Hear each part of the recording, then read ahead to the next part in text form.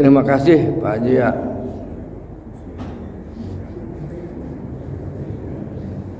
Saya termasuk telat berarti informasinya.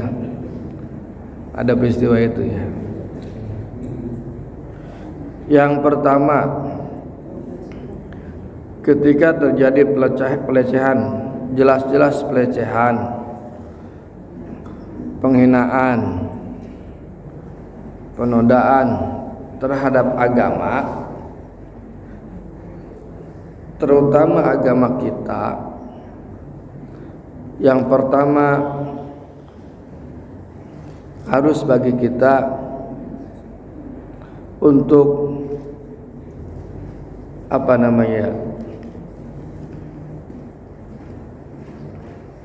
untuk marah ya, marah apa jangan? Nah, tapi kemarahan ini harus dikelola, jangan malah merusak negeri sendiri. Dulu dan beberapa kali kasus seperti ini tuh sering, Pak. Dulu karikatur Kanjeng Nabi, ya ingat nggak? Karikatur Nabi. Dulu ada pembakaran jilbab di India, kemudian ada penyerangan, pembantaian kaum muslim Uighur, kemudian ada pembantaian di India radikal. Nah, perlu marah? Perlu, untuk menunjukkan bahwa kita adalah satu kesatuan orang Islam. Tapi marahnya ini harus dikelola dan terukur. Jangan sampai kita marah malah merusak negeri sendiri. Malah merusak negeri sendiri. Contoh, ada kayak begini-begini, demo besar-besaran, diamankan sama polisi, berantem sama polisi, yang rusak siapa? Kita. Ya kita harus sampaikan, unjuk rasa misalkan kalau mau silakan. Dengan saluran yang sudah tersedia, ya pemerintah lah harus. Gitu. Saya tidak bisa lebih jauh tentang itu, karena memang orang Barat itu, Pak, tidak henti-hentinya melakukan itu. Kalau kita terus-terusan terpancing terus, nanti jadi tidak produktif malah. Gitu. Ya kita harus menyampaikan keberatan saja kepada pemerintah sana. Ternyata hukumnya di sana beda, nggak bisa orang yang begitu ditangkap misalkan ini. Ya, karena itu sudah beda wilayah hukumnya dengan kita. Tetapi untuk seruan moral harus dilakukan, bahwa kita mengecam peristiwa tersebut, harus disampaikan. Nah, bentuk penyampaiannya ini jangan sampai merusak diri kita, gitu aja saya.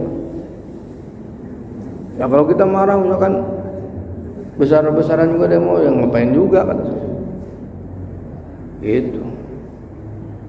Ya harus disampaikan dengan jalur yang jelas. Misalkan kita, nah ini pentingnya di organisasi yang menginduk ke Muhammadiyah, ya tinggal Muhammadiyah yang ngomong. Yang menginduk ke NU, tinggal NU yang ngomong. Yang menginduk ke Persis, ya tinggal Persis yang ngomong. Itulah maksudnya.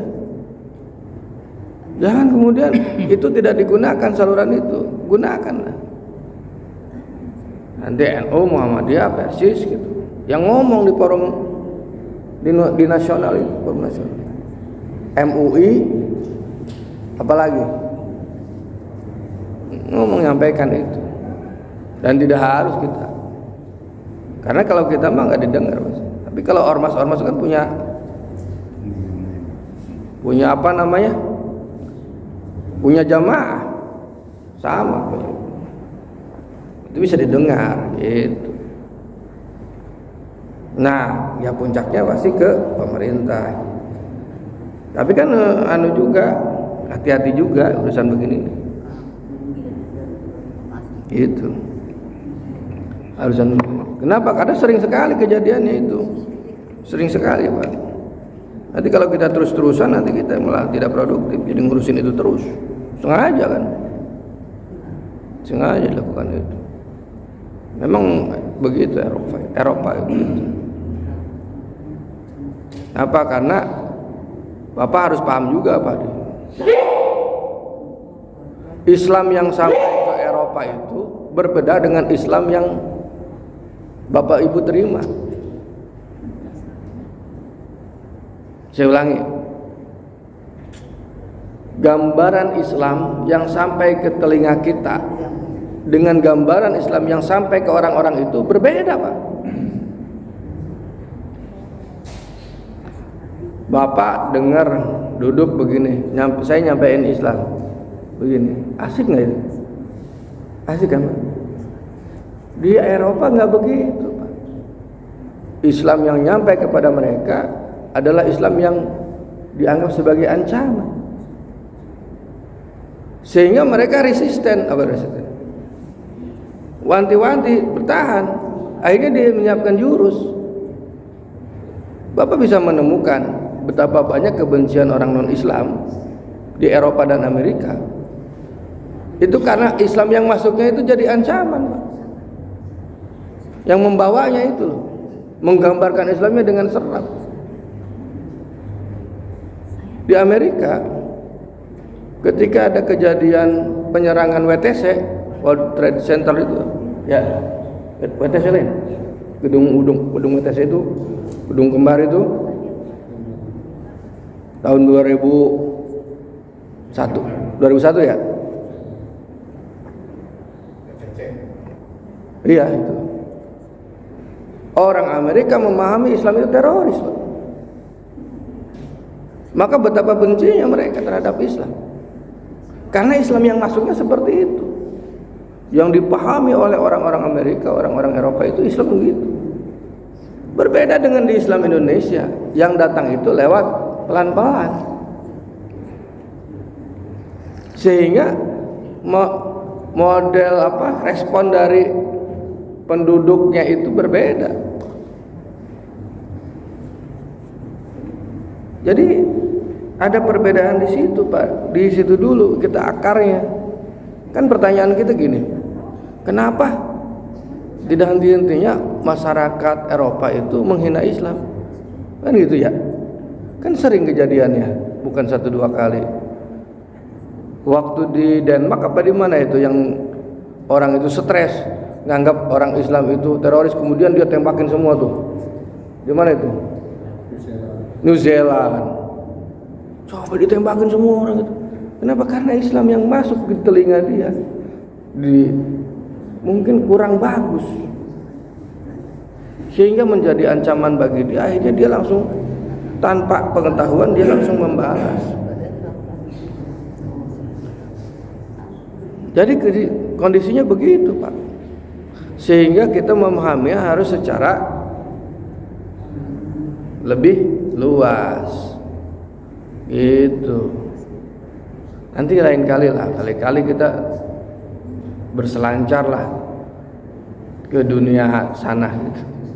Apa sih yang dipahami oleh orang Eropa tentang Islam? Oleh apa yang dipahami oleh orang Amerika tentang Islam? Islam yang model damai kan di Islam di Indonesia. Islam yang damai.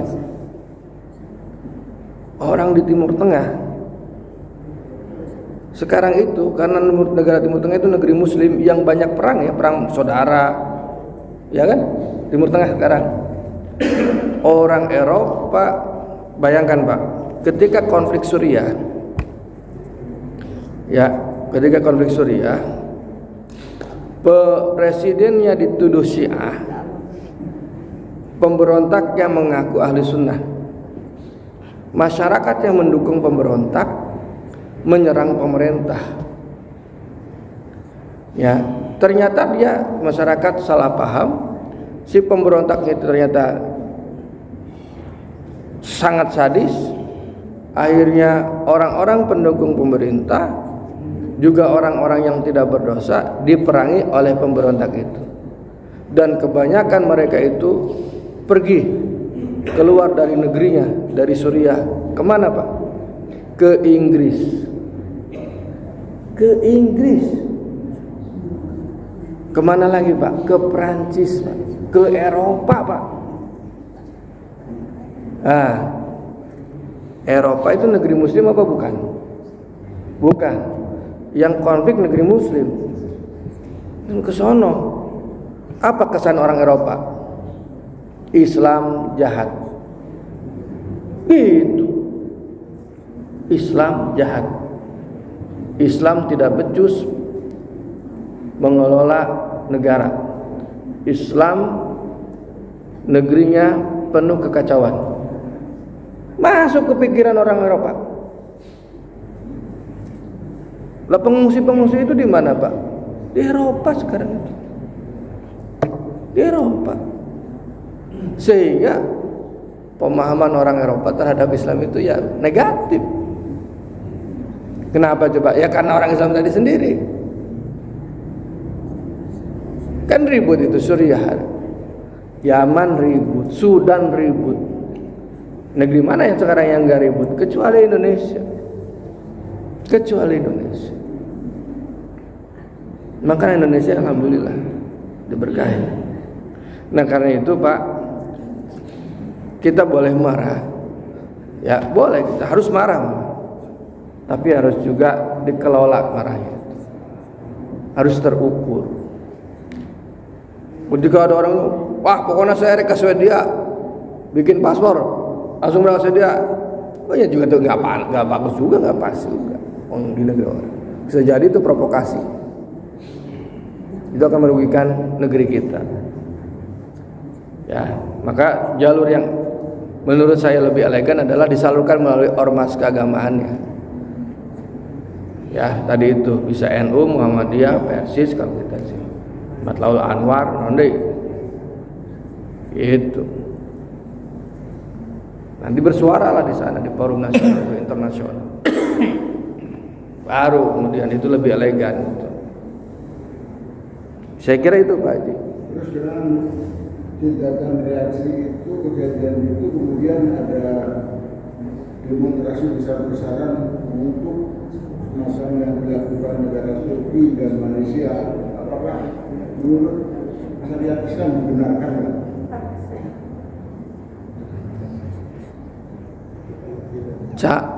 Unjuk rasa itu kan cara orang menyampaikan pendapat ya. Islam tidak melarang itu. Jadi unjuk rasa itu di dalam Islam tidak dilarang. Yang dilarang itu ketika unjuk rasa itu satu anarkis, merusak. Itu. Yang dilarang dalam Islam itu mencaci maki. Jadi ketika ada unjuk rasa kemudian isinya caci maki, ya, kemudian takbir jadi yel-yel, ya itu jadi kurang bagus. Ya. Tapi itu kan jalan orang menyampaikan pendapat, silahkan. Saya juga tidak ini. Misalkan orang Indonesia juga mau demo, silahkan di kedutaan misalkan Swedia. Tapi kan kita jadi olok energi gitu. Kata saya, ya tiap sering sih soal kejadiannya sering Pak. Itu orang Malaysia mau gitu ya silahkan, orang Turki mau gitu ya silahkan, orang Indonesia mau gitu ya silahkan kalau yang mau silahkan. Kan kalau saya lebih berpendapat salurkan dengan cara elegan itu kepada pimpinan ormas keagamaan kita. Ayo kalau sekarang kalau demo misalkan, maaf ya, demo seharian, ninggalin kerjaan, kan tidak produktif Pak. Wah nggak apa-apa ini cuma sehari doang untuk jihad, ya silahkan. Saya nggak melarang, silahkan. Kalau saya sih silahkan. Itu, kata saya tadi, yang penting terukur. Satu, kalau yang unjuk rasa tidak anarkis. Gitu. Tidak ada caci maki. Misalkan Kan kalau sudah unjuk rasa begitu, demo itu kan emosi Pak. Nanti bendera orang dibakar kan, diinjak-injak kan.